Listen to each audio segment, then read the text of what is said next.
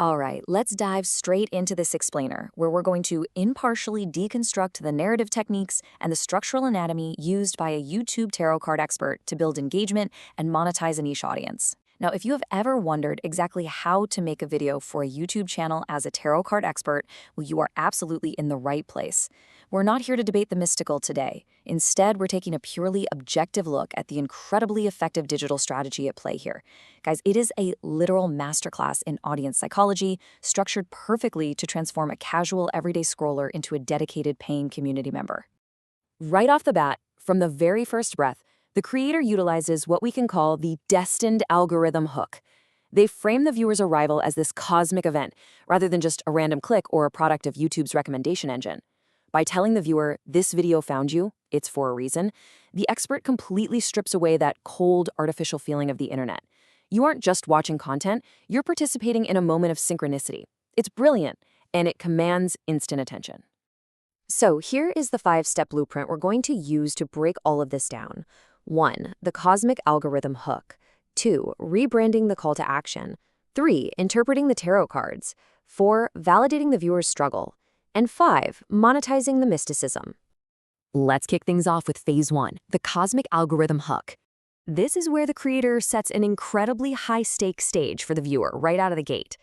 The really crucial point here is how they claim to have literally manifested that this message only finds people who are about to experience the luckiest month of their entire lives in June of 2026. Notice how they tell the audience that finding this is absolute proof that their life is about to change.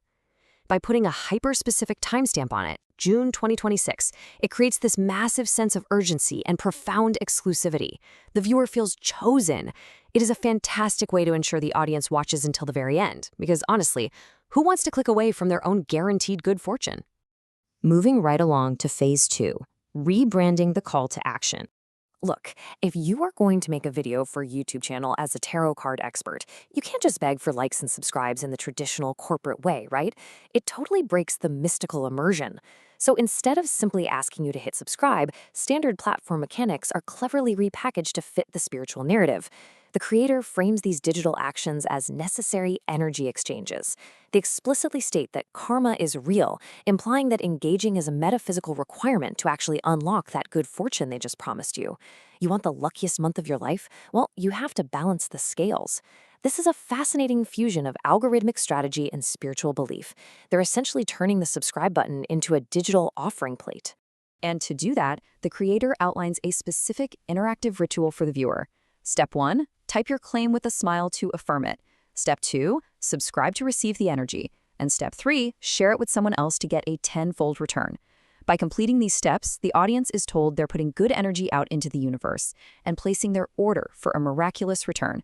The creator literally says the universe goes, okay, that's your order. I'm going to get right to work. This naturally drives engagement metrics through the roof while simultaneously making the viewer feel incredibly empowered. Now for phase 3, interpreting the tarot cards. In this phase, we move into the actual mystical practice.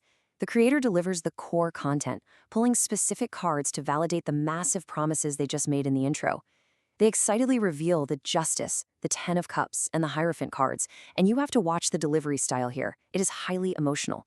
They declare it literally a miracle and assure the viewer that their June is pointing toward ultimate stability and security. The cards aren't just pieces of paper. They're treated as concrete evidence backing up that initial hook. The Ten of Cups is used to symbolize absolute happiness and seeds sprouting after a difficult time, while the Hierophant is presented to represent the deep security that the viewer has been craving. The cards are the proof of the promise. That brings us to phase 4, validating the viewer's struggle. This is a vital psychological pivot in the blueprint.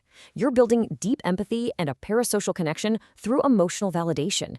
Because, you can't just promise the moon. You have to understand why the viewer is looking up at the sky in the first place. The expert directly addresses the viewer's past trauma here. They explicitly acknowledge that the viewer has been stuck in a difficult fight or flight and survival mode for months or maybe even years. This is incredibly powerful. By speaking to universal feelings of exhaustion, the creator makes the viewer feel deeply seen and understood. And when someone feels understood by you, they trust you. This establishes the creator not just as a card reader, but as a compassionate guide. By drawing this sharp contrast, the creator validates the exhausting past while guaranteeing an immediate, hyper-specific future payoff. We go from fight or flight straight to harmony and balance. The creator goes so far as to promise a literal, physical sign of a rainbow within 24 hours. This is a classic anchoring technique. Think about it. If the viewer happens to see a rainbow or even a picture of one the very next day, it acts as absolute confirmation of the creator's mystical authority. It cements that bond even further. And finally, we reach phase 5, monetizing the mysticism. This is the culmination of the blueprint. This is exactly where the emotional connection and spiritual momentum we've been tracking transition directly into a structured business model. After assuring the viewer that the worst is truly over and their missing puzzle pieces are coming together, the audience is seamlessly funneled toward the description box. The creator casually mentions that for those seeking more personal guidance, everything they need is linked below. It doesn't feel like a hard sales pitch at all. It just feels like the natural next step for someone who just received incredibly validating news. So, what is actually in that description box?